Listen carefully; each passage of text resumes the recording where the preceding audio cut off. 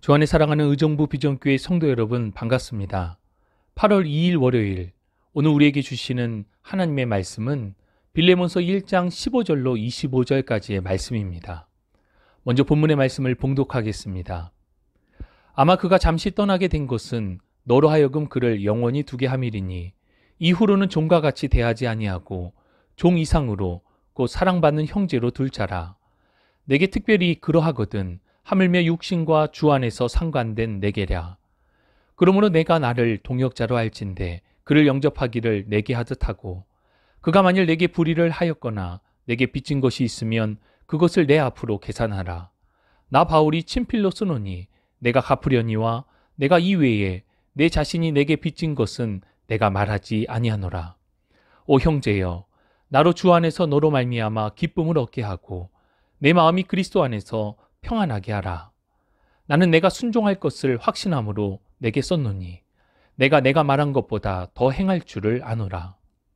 오직 너는 나를 위하여 숙소를 마련하라. 너희 기도로 내가 너희에게 나아갈 수 있기를 바라노라.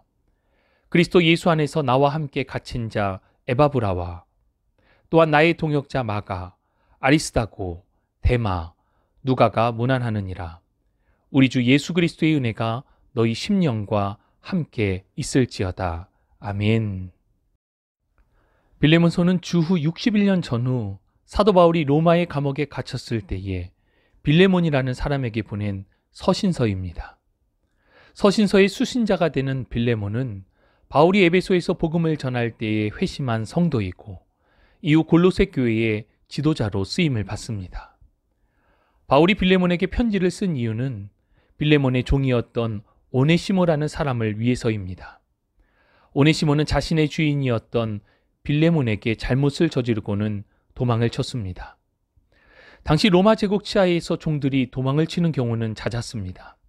도망자가 된 종들은 도망한 주인의 집에서 최대한 멀리 도망을 쳤고 많은 경우 강도가 되거나 도적대가 되곤 하였습니다. 그러나 오네시모는 이러한 도피 방법을 택하지 않고 당시 로마의 감옥에 갇혀있던 바울을 비롯한 사도들과 함께 체류하려고 하였습니다. 이런 오네시모에게 바울은 관심을 가졌고 오네시모는 결국 온전한 그리스도의 신앙으로 회심을 하게 되었습니다. 1장 11절의 말씀과 같이 무익한 자와 같던 오네시모가 복음 안에서 이제 유익한 자가 된 것입니다. 바울은 빌레몬과 오네시모 사이의 관계의 회복과 더불어 새로운 질서가 필요하다고 여겼습니다. 그 관계의 핵심은 복음 안에서의 동역입니다. 본문 15절은 오네시모가 잘못을 저지르고 빌레몬을 떠나게 된 것과 관련하여 분명 잘못된 과거의 행동이었지만 이제는 복음 안에서 영원한 관계가 되었음을 이야기하고 있습니다. 과거에는 주인과 종의 관계였지만 이제는 위아래의 수직적 관계가 아니라 사랑 안에서 한 형제임을 16절에 이야기합니다. 그러면서 바울이 그러하듯 이전에 관계성이 있었던 빌레몬에게도 더욱 그러하기를 소망하고 있습니다. 생각하기에 따라서는 이전의 주인과 종의 관계는 부정적인 요인이 될 우려가 더욱 큽니다. 또 결국에는 종이 주인을 배신하는 상황 속에 헤어졌기에 더욱 그렇습니다. 그럼에도 바울은 오히려 이전에 맺었던 관계들이 긍정적인 요인이 되기를 소망하고 있는 것입니다. 17절, 이미 복음 안에서 빌레몬과 바울이 동역자이듯 오네시모를 대할 때에 바울을 대하듯 한 동역자로 오네시모를 맞아줄 것을 부탁하고 있습니다. 빌레몬은 바울로부터 복음을 듣고 변화된 성도이며 바울의 제자라 할 수 있습니다. 그러나 바울은 빌레몬을 복음 안에서 한 동역자로 호칭하고 있고 오네시모도 이와 같이 한 동역자로 맞아줄 것을 요청하는 것입니다. 18절 이하에 만일 오네시모가 빌레몬에게 책임져야 할 것이 있다면 바울이 대신하여 책임을 지겠다라고 밝히며 동역자는 서로의 필요를 채워주는 관계이지 빚지는 관계가 아님을 말하고 있습니다. 20절 빌레몬의 용서와 화해를 바라며 이것을 통해 주 안에서 함께 기뻐하고 평안하기를 소망합니다. 21절은 단순히 바울이 말한 것뿐만 아니라 그보다 더욱 성숙한 모습을 빌레몬이 보여줄 것을 기대합니다. 곧 그리스도의 장성한 분량까지 함께 자라가야 할 것을 바울이 당부하고 있는 것입니다. 22절은 향후 사역적인 부분에서 동역을 당부하고 있습니다. 바울이 골로새 지역에 방문하였을 때에 머무를 수 있는 숙소 준비와 더불어 사역을 위한 기도의 요청을 하고 있습니다. 이어지는 23절로 25절은 복음 안에서 바울과 함께하고 있는 동역자들의 이름을 열거하며 문안하고 그리스도의 이름으로 빌레몬과 그와 함께하는 이들을 축복하며 편지를 마치고 있습니다.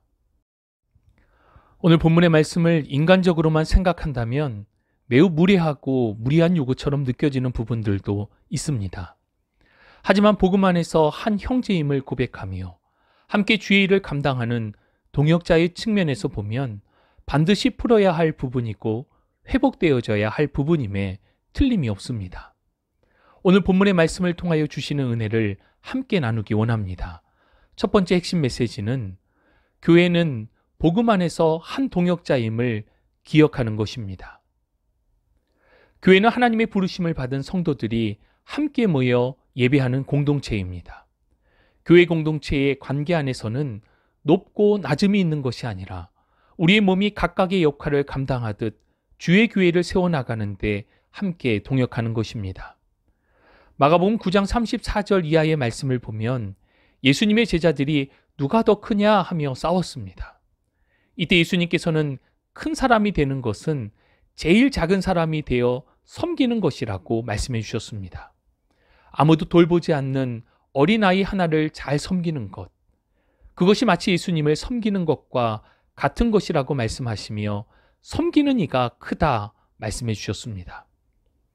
일반적으로 동역이 잘 되지 않는 경우는 수직적인 관계가 강할 때에 온전한 동역이 될 수 없습니다.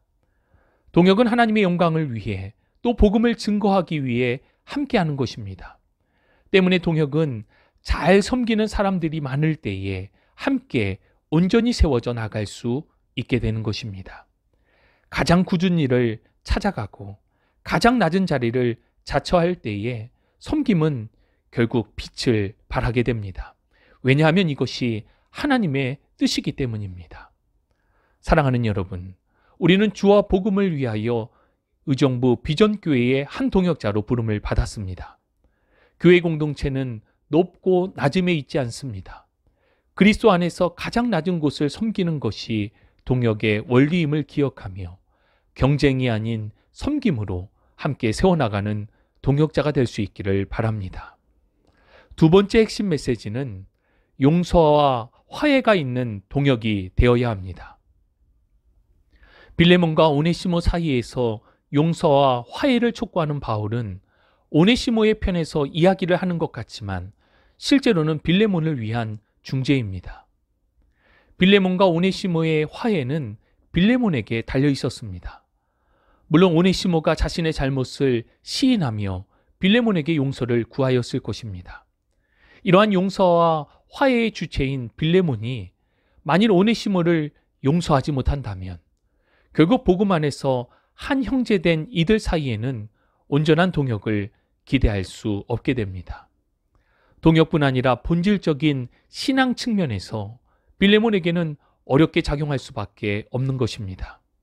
때문에 바울은 믿음의 한 형제요, 복음을 증거하는 동역자로서 용서와 화해를 통해 우리 안에 풀어야 할 그늘진 마음을 풀어야 할 것을 요청하고 있는 것입니다.